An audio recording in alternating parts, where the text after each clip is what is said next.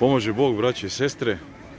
Evo, došao sam malo do našeg grada Beograda da snimim i da postavim pitanje ovima ljudima, svima vama, kolektivno kao narodu, gde se troše naše pare i gde se ulože, a i sami znamo u kojoj smo trenutno situaciji, gde je narod, znači, jedva preživljava kraj sa krajem, gde je egzistencija na rubu, znači na rubu, ljudi moji. Ajde malo da prođemo kroz Knez, da vidite kako izgleda Beograd koji se okitio, jel te, pošto korona više očigledno nije aktualna tema, gde smo imali 300 zaraženih u martu mesecu i bili zatvoreni kao najgori zločinci, znači bez prava na slobodu. Ajde vidite malo kako izgleda Knez Mihajlovo u gradu Beogradu, kako se to kiti od vaših para, narod. Ajde malo pobliže da vidite.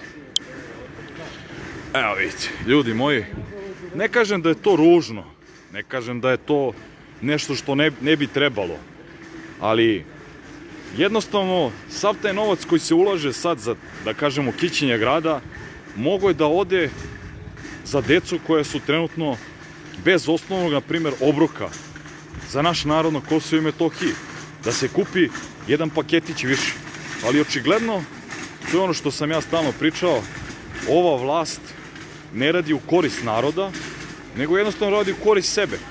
Znači, svoja self-promocija. Znači, u pitanju je javno osvetljenje, znači javna firma, znači da ne bude zablude da neka privatna firma radi. Znači, to je firma koja je bila nekada u sklopu EPS-a, Elektrodistribucije Beograd.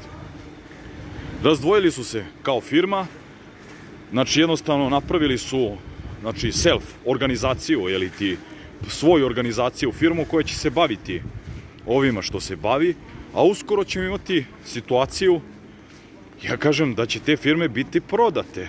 Znači, prvo će prodati javno osvetljenje, pa onda će prodati elektrodistribuciju, pa će prodati i vodovod na kraju. To sam i već ranije i pričao.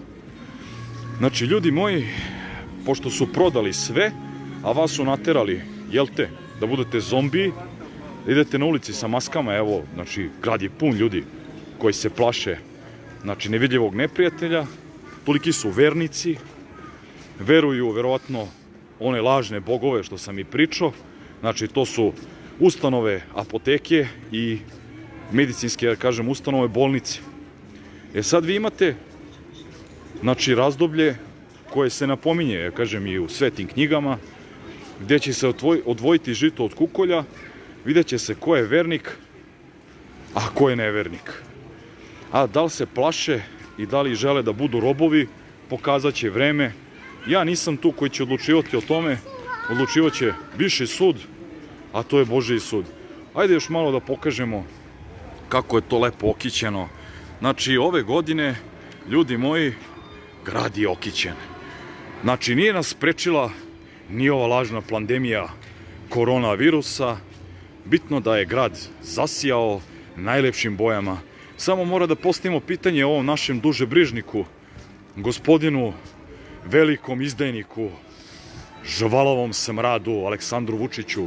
Najbitnije pitanje, da li će biti snega za novu godinu, da li je dogovorio sa ovim pojedinim organizacijama, tajnim službama koji diriguju naše vreme i ovo zagađenje u našem gradu.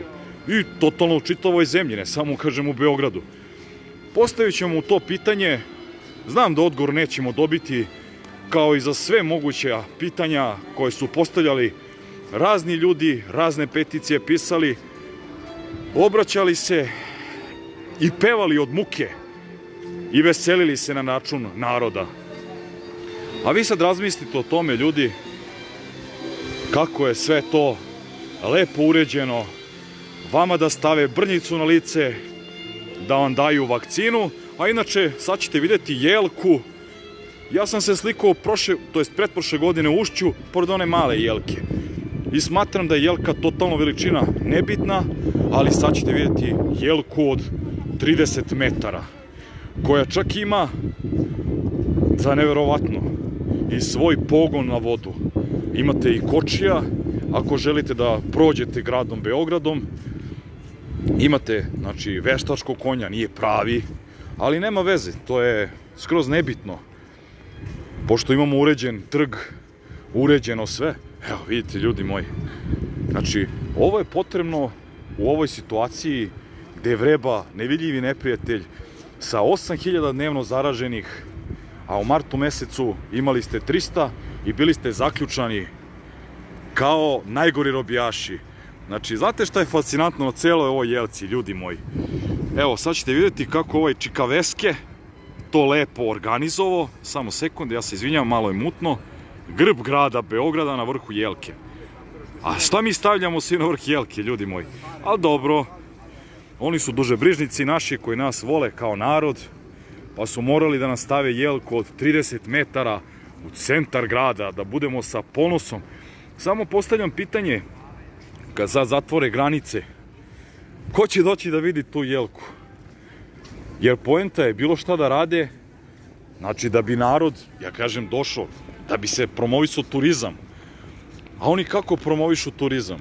Time što nam stave brnjicu na lice, strašno, ljudi moji. Ali dobro, sve će to narod jednog dana pozlatiti. Evo ovde su napravili mali performans, da tako nazovem. Evo vidite kako to izgleda. Ovo vam je neki rajski ljubavni vrt, da ga tako nazovemo. Znači, s jedne strane imate grb grada Beograda kao ponos naše zemlje, a s druge strane imate dvoglavog orla našeg, da kažemo, patriotskog, naravno bez krune, kruna nije potrebna, krunu su stavili čak na vrh gore, da se ne vidi, ali nije ni to bitno. Evo, znači ovdje imate priliku da prođete kroz vrt dobre nade, da tako nazovemo. Znači, samo postaviti pitanje koliko sve ovo košta, ko ovo plaća, ko će preuzeti odgovornost za sva dešavanja koje se dešavaju 11 meseci u našoj zemlji. Ko je odgovoran za celu ovu pandemijsku organizaciju? Zašto su maske za vreme ove lažne pandemije pojedini ratni profiteri koji nisu kažnjeni od strane ovog naroda prodavali za po 1000 dinara masku koja je koštala 10 dinara ili 5 u apotekama? Evo, ja sam s prijateljicom prošao kroz rajski vrt i već se, ljudi, osjećam bolje, osjećam blagostanje.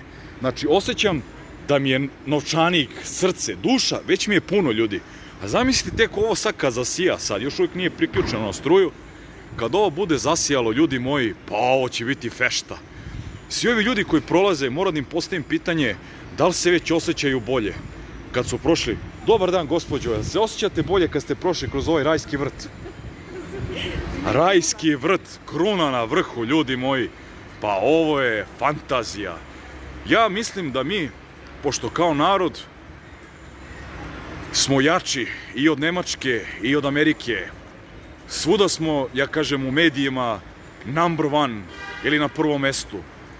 Pošto nam je BDP porastao, decu više ne lečim SMS porukama, deca su nam totalno nebitna, čak smo i stavili brnjice, sad ćemo im dozvoliti da vakcinišu našu decu.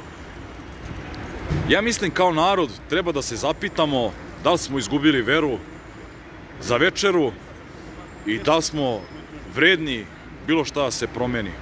Tako da, ljudi moji, razmislite o svemu. Evo, imate, znači, priliku da dođete u grad, da prođete kroz rajski vrt, kroz rajsku kapiju, da osjetite blagostanje Čikavesketa i ove cele dužebrižne organizacije, srpsko unazadna stranka koja će nas dovesti na rub propasti i nestaćemo kao narod. A vi razmislite o tome, to bi bilo sve od mene.